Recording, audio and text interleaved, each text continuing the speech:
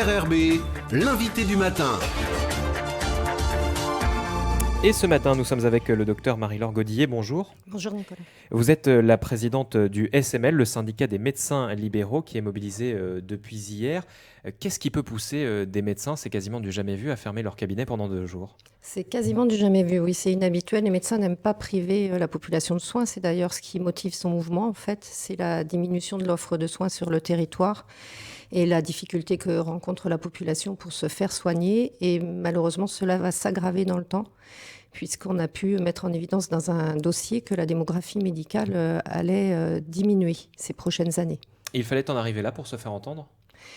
On espère se faire entendre. Malheureusement, oui, il faut en arriver là. Ça fait 2 mois qu'on sollicite le gouvernement pour avoir un entretien. Et on a fait donc cette démarche d'avoir un dossier qui documente la problématique. Et on a fait la démarche de réfléchir à des solutions pour en particulier augmenter l'attractivité du territoire pour les médecins. Et on n'avait pas eu de réponse jusque-là.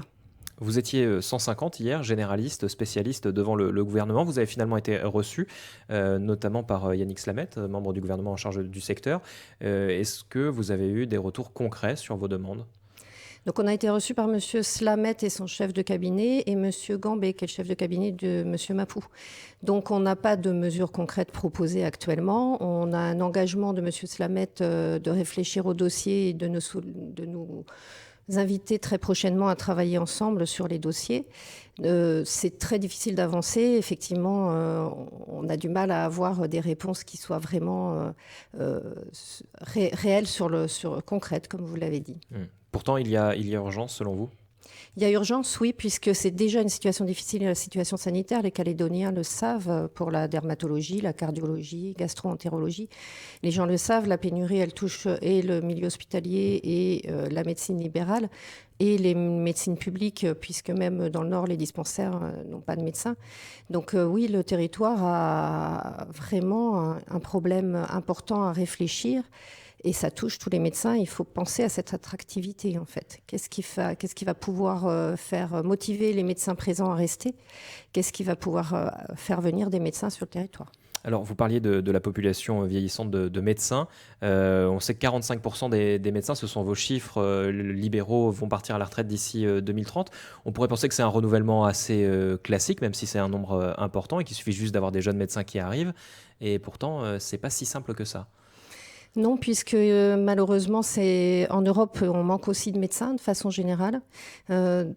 Donc en fait, le problème, c'est pour un médecin qui va choisir où aller travailler, puisqu'il a le choix, il y a des postes de partout dans le monde, mes choix vont s'appuyer sur quoi ? Donc l'environnement dans lequel je vais travailler, l'environnement, certes, le climat, mais également l'environnement de mon exercice médical, c'est-à-dire est-ce que mon exercice est facile ? Est-ce que j'ai des charges administratives qui prennent beaucoup de temps et donc ça ne m'intéresse pas d'y aller ? Est-ce que j'ai une rémunération qui est satisfaisante ? Donc comme nos chiffres du dossier font ressortir un chiffre de moins 35% du pouvoir d'achat pour les médecins généralistes par rapport à la métropole, par exemple, ça va pas permettre de fixer quelqu'un.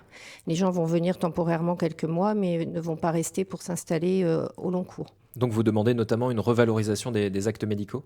Oui, ça fait partie des demandes. C'est important, encore une fois, c'est pour l'attractivité et c'est pour garder des médecins, en avoir des nouveaux.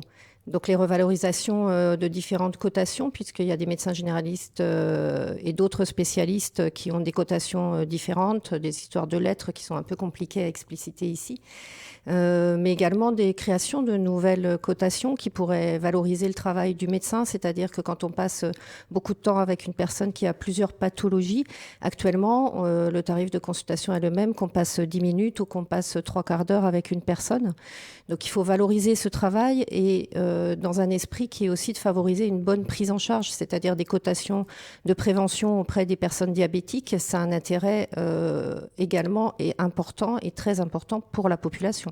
Et ça, vous l'avez chiffré ? Est-ce que la Nouvelle-Calédonie a les moyens de revaloriser les actes médicaux ?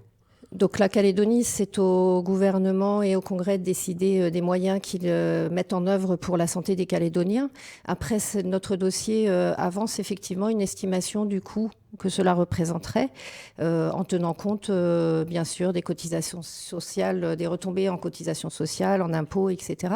C'est un document qui est vraiment sérieux et qui peut vraiment permettre un travail en profondeur pour poser les choses. Vous vous appuyez évidemment sur ce qui se passe en métropole. Vous demandez notamment l'ouverture d'un secteur 2, c'est pour le dépassement d'honoraires.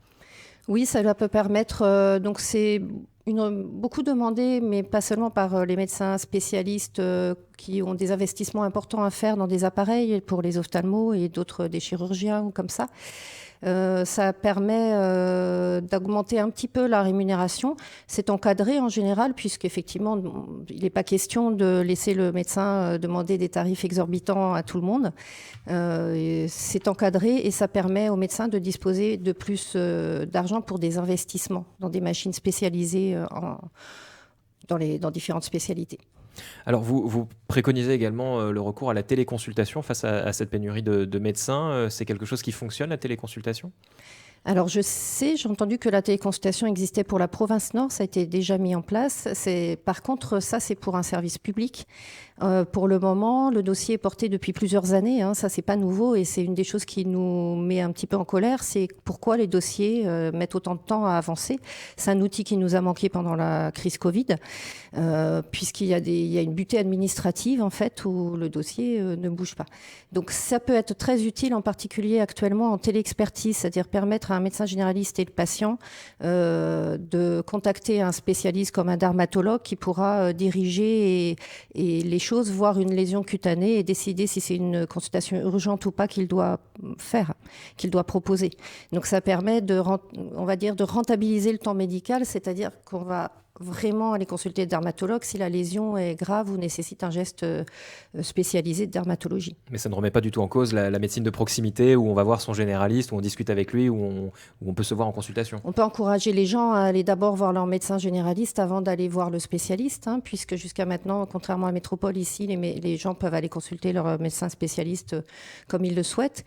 Mais actuellement, il faudrait essayer de décharger les consultations comme la dermatologie, la cardiologie, la gastro, de consultations bénignes qui nécessitent des soins possibles à mettre en œuvre par le médecin généraliste. Est-ce que c'est pas une piste, ça aussi, de s'aligner sur la métropole sur cette question-là, de devoir passer par son généraliste avant d'aller voir un spécialiste ? Alors je dirais que je n'ai pas de réponse absolue, puisqu'en même temps on voit qu'actuellement... Est-ce que ça coûterait aussi moins cher vraisemblablement au système de santé ? Ça permettrait de travailler sur les chaînes de soins, c'est aussi un des projets qu'on demande d'avancer avec le gouvernement, la DAS et la CAFAT, etc. Ça permet effectivement de focaliser les choses sur ce qui est efficient. C'est l'efficacité du travail et puis le meilleur soin pour le patient au moindre coût. Donc je suis d'accord avec vous. La seule chose, c'est qu'il ne faut pas trop fermer les portes et laisser des gens qui n'auront pas de médecin traitant, puisque si on est peu nombreux, on risque après de fermer les portes des cabinets. Et c'est malheureusement ce qui se passe parfois en métropole. Donc il ne faut pas qu'on arrive à une situation comme en métropole en fait. Alors, quand on parle d'attractivité du territoire et de médecine, en général, il se pose la question de l'insécurité, notamment pour les médecins dans les CMS, en brousse, etc. Là aussi, c'est quelque chose qui vous alerte ? Ça fait partie de l'attractivité, en fait. Quand des gens de l'extérieur recherchent un petit peu, maintenant qu'on a un outil comme Internet, tout se sait, tout se voit. Et quand on va chercher un petit peu, on voit dans les médias toutes ces agressions qui concernent tout le monde, mais y compris les médecins, y compris les cabinets médicaux, les dispensaires. C'est pas quelque chose d'encourageant quand on a le sentiment qu'il y a un climat d'agressivité et de violence qui peuvent exister sur le territoire. Vous arrivez à sonder, par exemple, ces jeunes médecins qui viennent pour des courts séjours, pour savoir ce qui les empêche de venir, de s'installer ici, en Nouvelle-Calédonie ? Alors moi, j'ai la chance de travailler aussi auprès des internes en médecine générale au CHT, ceux qui viennent en stage. Et dernièrement, j'ai rencontré une jeune Calédonienne qui est en fin de cursus. Donc, je lui ai demandé quel était son projet professionnel.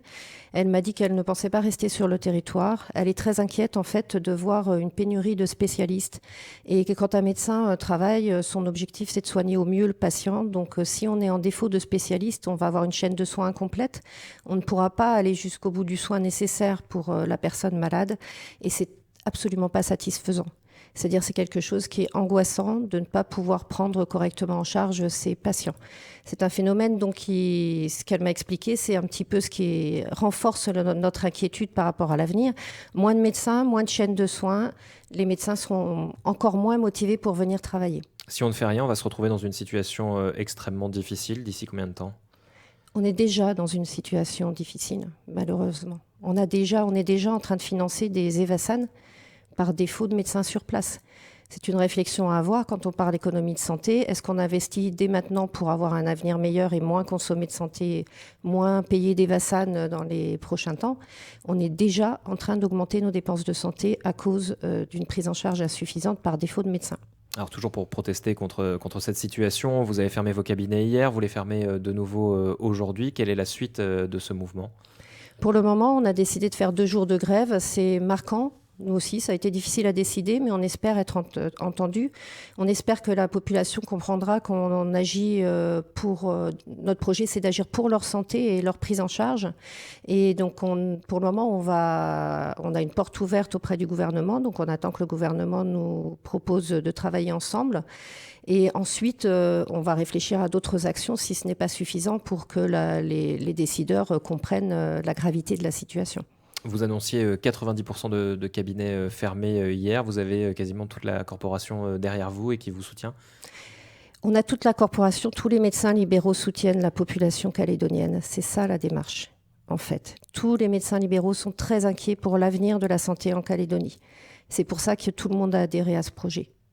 Merci beaucoup, docteur Marie-Laure Gaudier, d'avoir été avec nous ce matin. Merci à vous. Je rappelle que vous êtes président de ce syndicat des médecins libéraux, donc mobilisé depuis hier.